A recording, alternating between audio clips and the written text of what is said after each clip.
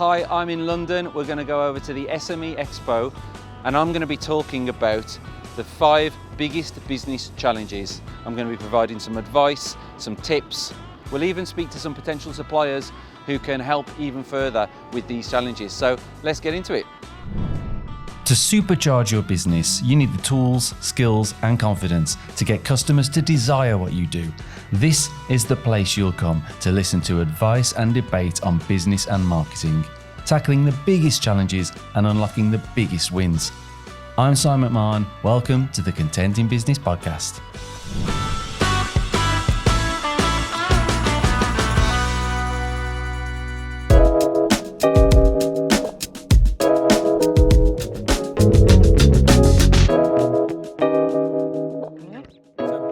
Business challenge number 1 is keeping up with industry trends. You're so busy running your business, you're so busy in the day-to-day, actually keeping on top of what's going on outside of your business, in your sector, is obviously a real challenge. So first tip is to allocate a slot in your day for industry reading and for learning. Okay, make it part of your job description. It's your job to be the best in your business. So make sure that you're making it part of your workday and not trying to fill in lunchtimes and evenings and weekends. What I generally do is I have a 9 to 10 a.m. slot every day, which is when I catch up on my industry reading.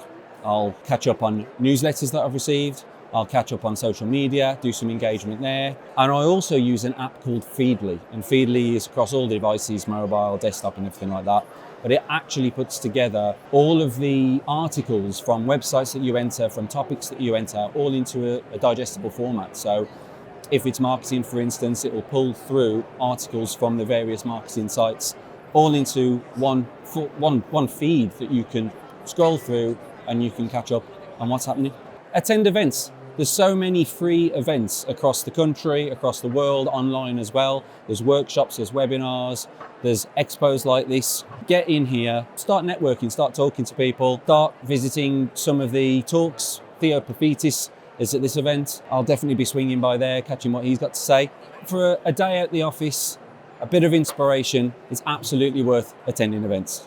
And join various industry groups on social media. Places like LinkedIn have got loads of groups for communities of businesses and like-minded industries, experts. Get into those groups. They're free to join. There's usually just a couple of questions that aren't particularly sensitive. And then you're part of a like-minded community, sharing updates, sharing information, sharing inspiration. Add that time in those groups to your daily reading slot. Make that part of the job as well, because it really is. So business challenge number 2 is creating a culture of growth, bringing in a team and training a team that are really thriving for success, that are really aligned to the business, making sure that the business and the people within it really match up and are really on the same page and got a real thirst for growth. So encourage your team to implement their own time slots for that learning and for that studying of the industry and what their job role is, how to expand their job role and how to exceed and excel based on some of the other aspirational things that they see. I think it's really important that everybody becomes an expert in what they do. And it also means that they can get enthused and excited about the sector that you're operating in. Next tip is to hold regular idea sessions where creative ideas can be shared, out there ideas can be shared, a safe space where people can bring some fresh perspectives to the team, and also doing one-to-ones as well. And not just one-to-ones to say, how are you getting on in your personal life? Is your career going okay? Are you happy in your job? But actually, what have you got in terms of suggestions that can be brought to the business? New avenues we might be able to go down, new ways of doing things. Make sure that you're having those sessions, group sessions and individual sessions. And celebrate the successes and milestones in the business. Make sure that you're sharing the success with the team as a group and everybody's invested in it. Make sure that you're not condemning mistakes or coming down hard on people if they fail in some way. Failure can be an absolute path to success. Make sure that you're addressing any issues and make sure that you're creating learnings and finding a path to success through learnings and improvements.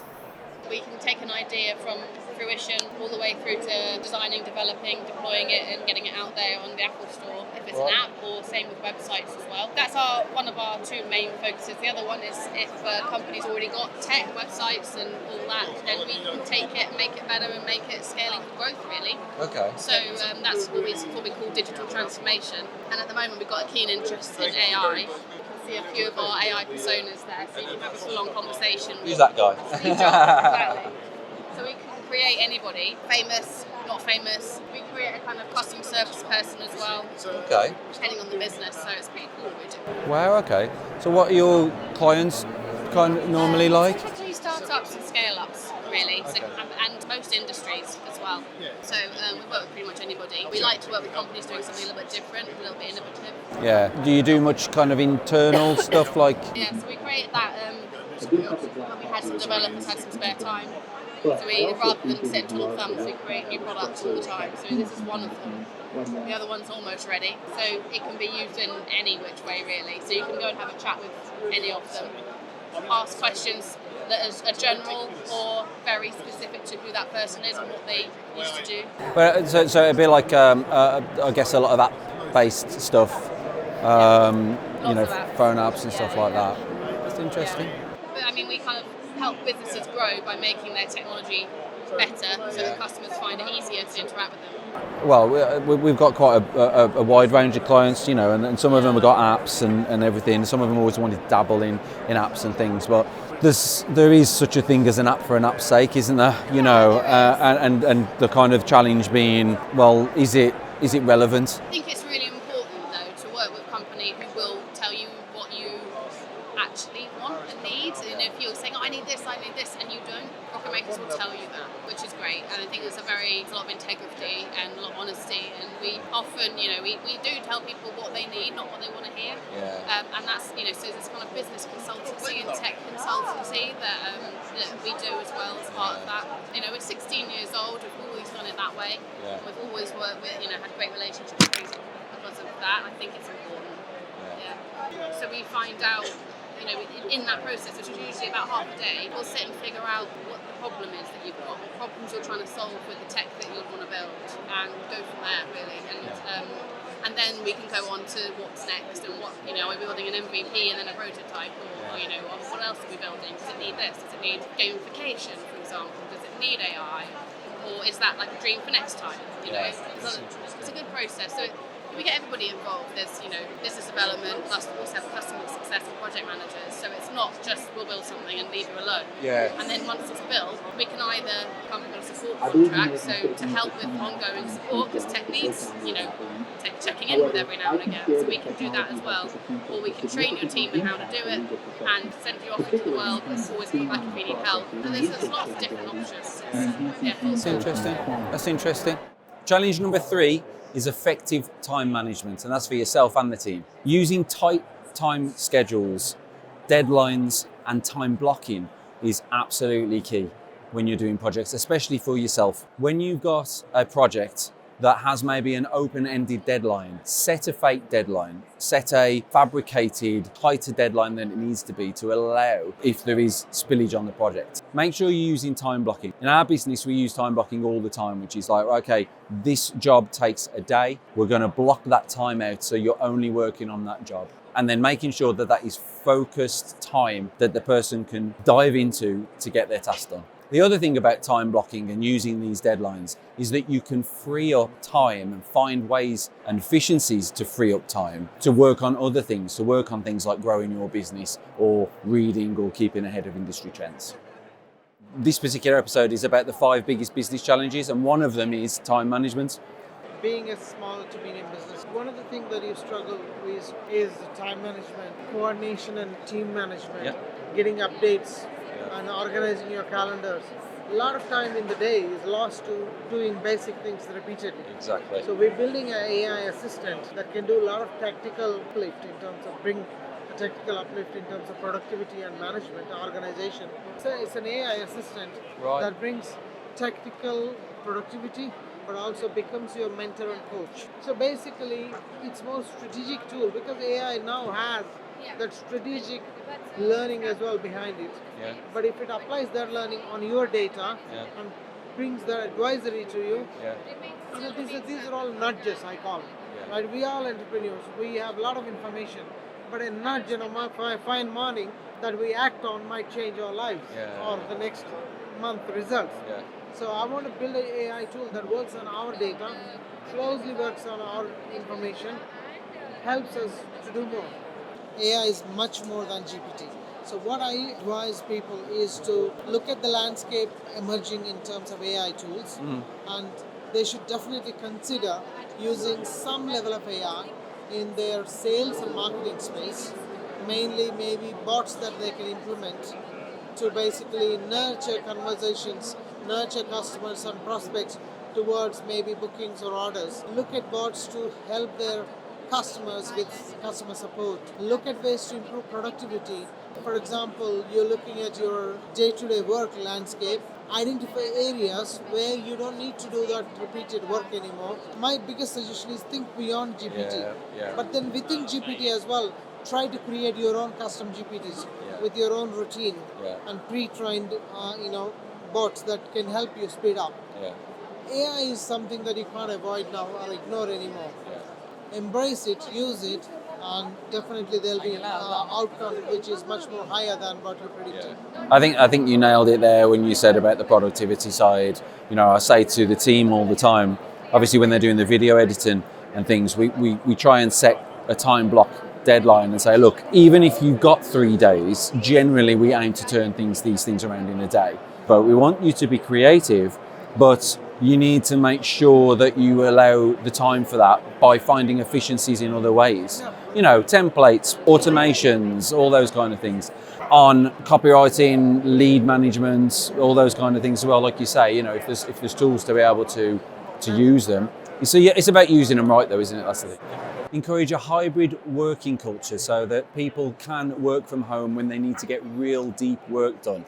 That environment where there's not distractions, where people can get really deep focused state on their work really, really makes a difference. If people don't need to be in the office and they're going to be more productive at home, make sure you're accommodating that. And outsource or delegate tasks where possible. Where you're not an expert or you've not got an expert in your team, make sure you're outsourcing that work to experts in that field. There's so many businesses that provide services that will amplify your output by letting them do the work and you focus on what you're best at. There's also things like virtual assistants, people that run programmatic, AI, use all those tools to get you more efficient and focusing on what you need to be focusing on.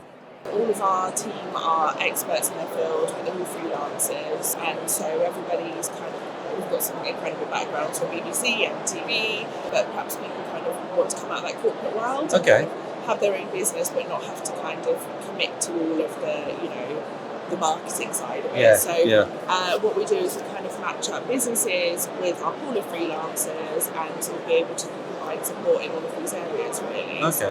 Is it like an online platform?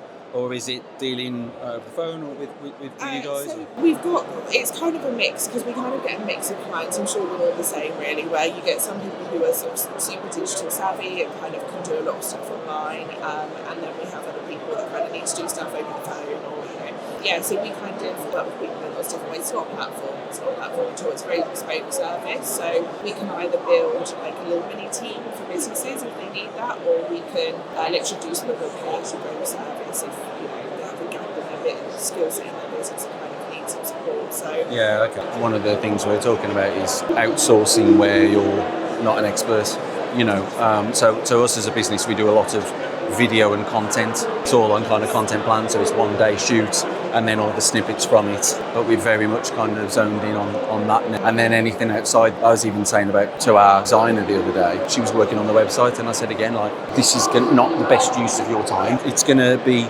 more cost effective for us to just outsource that to someone who's going to do it quicker, better, and actually in the bigger picture is going to be cheaper because it's not your time wasted. And that's the great thing with our team, because we've got, with our social media clients, the way that we're going to work now is we'll have a social media content expert in terms of the caption side of things, writing, and then we'll have somebody else that create the visuals or get the. Because actually, sometimes it doesn't go hand in hand with the person, does it? Sometimes actually somebody's really good at the caption side and understands that side. Actually making, some posts or whatever, visuals, it's not really some time. So yeah, that's exactly how we work. Challenge number 4 is strengthening customer relationships. The biggest failure that businesses do is to not communicate enough with their clients. So tip number 1 here is to over communicate. A customer can always ask you to communicate less, but they'll often get more frustrated and they won't openly ask if you're not communicating enough until it gets to a bigger issue. Don't take things from people that you just don't need. It's just always been our policy is you think very carefully about the ethics of exactly what it is that you're doing and ensure that you're following that all the way through. And people, everyone buys into it. Never had someone turn around and really push back against it. It's fantastic. It's really interesting speaking to loads of people today. There seems to be a lot of companies with a similar kind of values and mindset, because we made a stand late last year. We'd had a couple of difficult clients and we made a stand and said, look, we're setting our values and we're only working with people that match those values. It's about respect, it's about communication, it's about excellence, it's about doing the right thing, you know what I mean? And actually, loads of people that I've spoken to today have talked about that. It's a fundamental that people expect from businesses, and I think there are definitely a wave of companies that they get away with a little bit more, perhaps they should. If you're a 100, 200 person team business, it's so much easier to get everyone to buy into that. And once everyone's bought into it, no one expects their customers to deal with it either. Just value it. It just makes the buying process so much nicer for everyone involved. It does come down to, I know, it's one of those things that I bang on a little bit about in the presentations, but it's there's so much gatekeeping in our world. People use apps and websites every day. They fundamentally don't understand how they're pulled together and what goes into them. And that's absolutely fine, but it's our jobs as people who work in the industry to ensure that information is available to people if they want to access it. And then moreover than just being casually available, that we ensure that it is front and centre, that people do understand the rationale behind data collection and things like that. It's always been the strength of the business to ensure that there's transparency with everyone involved in that. But I think times are changing with people, clothing brands like Patagonia and stuff like that. There's kind of values that people are more akin to than ever. I grew up in the 80s. You've been screwed over, right, left, right, and centre. Yeah, things are changing a little bit now. A little more active around it, and it doesn't even have to be sort of big press articles about certain companies doing certain things. It's just about the personal activism of everyone sort of joining in and understanding exactly what their rights are in respect to things like that. And I think you do find en masse, most people are pretty keyed into it these days, and they tend not to. There's a little bit of a difference now, I think, in terms of digital literacy of the general population, that people they do get it, and they do respect when they understand it and when they understand the implications of what they sign over on certain things, when they appreciate that the company also has that in mind and that there's an equal amount of respect between the two parties. And it just creates a much nicer bond between customer and business. And if that's how you're starting off your relationship with that customer, it's going to be so much more fruitful for you in the end. Also, they're going to pull in people to be part of that as well. So there's that really fantastic book, I can't remember who it's by, but it's Don't Be Evil, the case against big tech. And it's one of those that when it came out, it's a bestseller, and everyone was so shocked by its content and things. Yeah, there were some things in there that I didn't know about. And I was okay, of course they do it. Yeah. Of course they do it. Oh, it's like The Social Dilemma on Netflix, isn't it? That movie. It's everyone was oh my God, I can't believe they collect our data. It's how did you not know? It's just, it's about accepting as a brand that you don't want to be a part of that, and then working with a development agency that's aligned with that value as well. And then it's just not a question. From the very start it's laid out, and it's never questioned again. No, it sounds good. I think from our point of view, I think it's interesting. We've got a few clients that have looked at various apps and solutions, functionalities, and you can have anything. It's so important that it's really well thought through, and that there is that dialogue between stakeholders and the developers, just to ensure that everyone is in line in exactly what the reason for it is. We do it a lot in the discovery process about sort of, someone will send us a brief, and it's really extensive and it's fantastic because they've thought really hard as a business about what they want to achieve. And then when you break it down and you bring the developers in and the designers in and the product team, we end up taking this list that might start off as 20 individual features.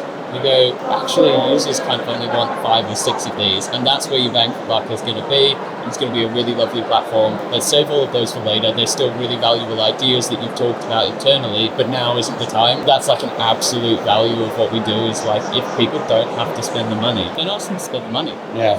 but save it for later. Let's test it now. Let's make sure that everyone's on board with the idea and that it works really, really well and fits those needs. And then let's start doing the really crazy things that are going to make it super, super cool. Let's just give people exactly what they need. We can always go back to that. Yeah, or at least an interim solution that doesn't tick a box, but still provides the value, but isn't an all-in singing, all dancing type thing from the off. People expect iterations as well. Like, everyone's used to Apple releasing a new iPhone every year. No one expects to download an application for it to sit there for 2 years without being updated or for nothing else to come through. So if we can build out what is a really nice base product for them, and then, maybe 4 or 5 months down the line, we've got another feature that's coming that's really exciting, and then another, 10 months from initial go live date, there's another feature that's coming out. Keeps people engaged in the application, keeps people using it and sort of coming back and expecting more. And it demonstrates to the user that there's a consistent effort to improve the service for them. There's a consistent effort to offer them something new, and it just works so much better. From a user product perspective, but also your relationship with your developer. Like, we can just time manage all of these things and set the expectations around it. We can go back and test. Because an idea that might have been fantastic 6 months before go live in discovery that we'd set aside for a phase 1.5 actually might not even be something that users are asking for anymore, because they figured out how to use the application in this way, or we can see from the data that people are performing X, Y, and Z interactions.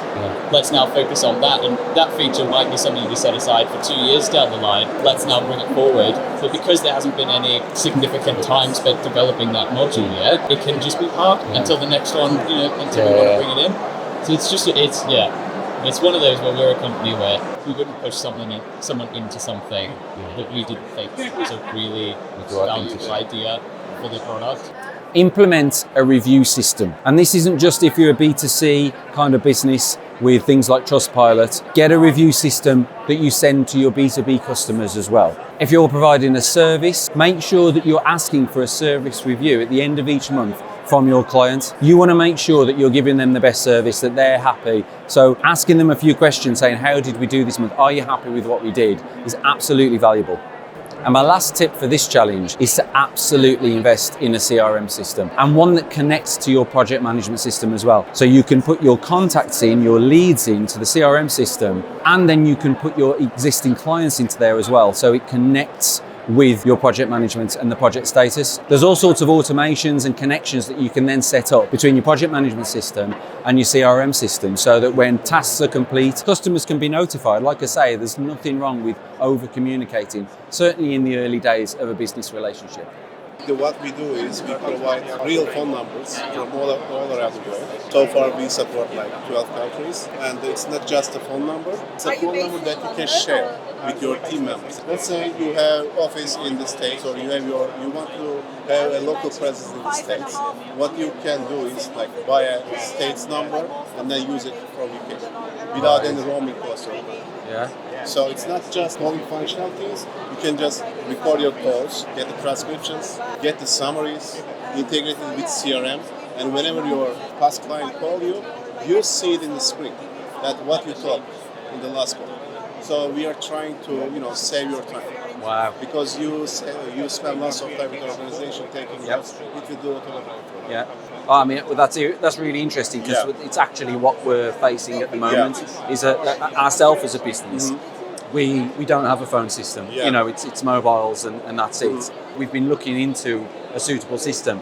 We don't particularly want handsets. We don't want a system. We just need a phone number.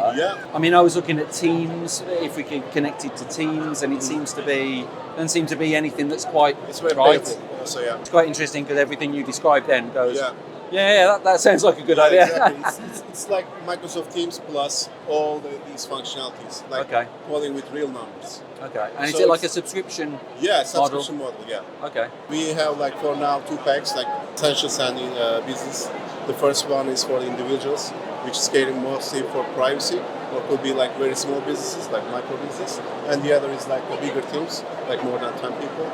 Every number has its own inbox. You can communicate with your team internally without showing it to the end user, like the end client. So you will have like internal threads to discuss something, and then the end user will not see anything. Right. Okay. Yeah, you just write notes on the system and things like communication that. and collaboration. Yeah. Yeah, as well. Wow. Okay. So we will be also based on our customers' feedback.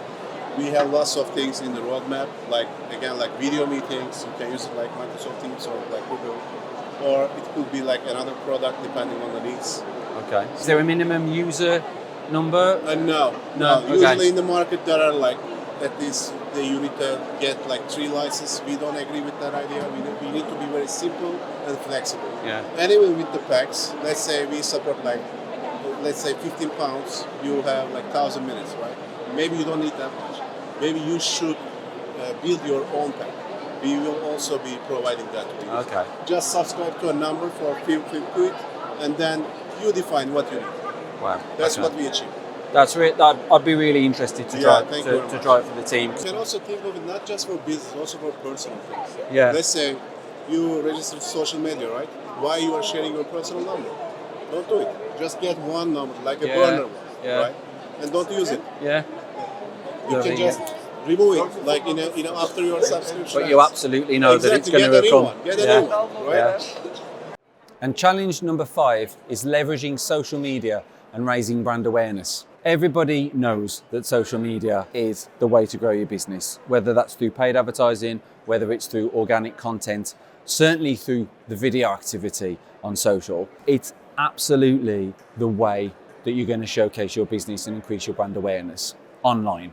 However, people don't do it. And people don't do it because they haven't got time, they haven't got the expertise, they haven't got the in-house capabilities. So how do we get over that? In terms of the podcast, it's all about helping businesses, mainly small businesses, because obviously so many don't see year 5, so many don't succeed. That's why the podcast was created, really. This is one place, this is a blog as well, where people can come and just learn those lessons from other successful business owners. So what is this? So we're here representing the EP16 Small Business Sunday initiative. So obviously Theo from Dragon's Den, he created this initiative back in 2010. He basically invites small businesses to post on their social media every Sunday between 5 and 7:30 p.m, either on Instagram or Twitter, telling us a little bit about their business, why they're passionate about it. And then every Monday he personally selects 6 of those small business owners to win the free competition and basically become a part of the small business community. We've got over 4,000 small businesses that are part of that community. They immediately get a kind of PR and social media boost because he reposts their business on his social media, which has over 500,000 followers. And then they also get exposure at so many of our events. So everyone's invited to our free annual event. We have some great kind of main stage speakers, the likes of kind of LinkedIn, Facebook, Google, NatWest, all kind of with content geared towards small businesses, how to scale, how to support. We also do kind of breakout sessions in much smaller groups, and then kind of one-to-one for anyone who's wanting really specific advice with experts from all of those partners that we work with. Our small businesses that are part of that community also get to kind of attend business boot camps throughout the year, round tables. There's the opportunity to kind of enter various kind of awards that we're linked with as an initiative. Yeah, they just get great exposure. It's a free opportunity. So there's no fee to get in? Literally nothing. But you do have to be selected? You do have to be selected. Sunday. In the competition, which runs every Sunday and every week of the year. That's really interesting. Yeah, no, it's a really great community. Everyone's there to support each other. We have some really amazing partners that are there to literally support small businesses. So yeah, there's literally nothing to lose by people kind of entering. They get so much for free throughout the year. So being a small business, it really just boosts you. Huge networking opportunities. Opportunity to have Theo backing your business. Yeah. Come up with a content strategy that you can build trust with, that you can offer value, free value to your potential clients and to your potential customers. Things that you can put out on social and on the internet that is guides, educational, that is inspirational, downloads, content, video. Make sure that you're investing in that kind of activity. Use a formula that enables you to create content at scale. So we'll share in the show notes a link to a really efficient long form to short form content formula. This is absolutely a massive unlock for businesses because they can invest time, just a couple of days a month or maybe just one day a month, building out content that can then be split up and distributed throughout the rest of the month. and understand analytics and the metrics for success. So many businesses don't understand what they should be chasing when it comes to social media and online engagements. Is it likes? Is it shares? Is it follows? Is it video watch times? Is it website visits? Invest the time in understanding what those analytics means, because it's really, really important to define what kind of content you should be putting out and what kind of journey you want to take your customers on to bring them into your kind of ecosystem and open a dialogue with them. And of course, if you're struggling to do this, back to one of the previous points, outsource. If you're not experts, don't try and become experts. Focus in on what you are an expert in and leave the rest to someone else who can do it better. Our main focus is getting a cadence of content out there via traditional forms of media, your tier 1 coverage, etc. It's in a very digestible format for startups and scale-ups. So it's anywhere between 2 to 3 national hits, anywhere from Bloomberg to ITV to New York Times, whatever the client is interested in, for a digestible price of anywhere between $5.5 to $8,000 a month, depending on what cadence you want. So they're the 5 biggest business challenges. Make sure you're aware of them, make sure you're addressing them, and make sure you stay content in your business. Are you subscribed to stay up to date on future Content and Business episodes? While you're at it, follow Si McMahon and Content and Business across social media too.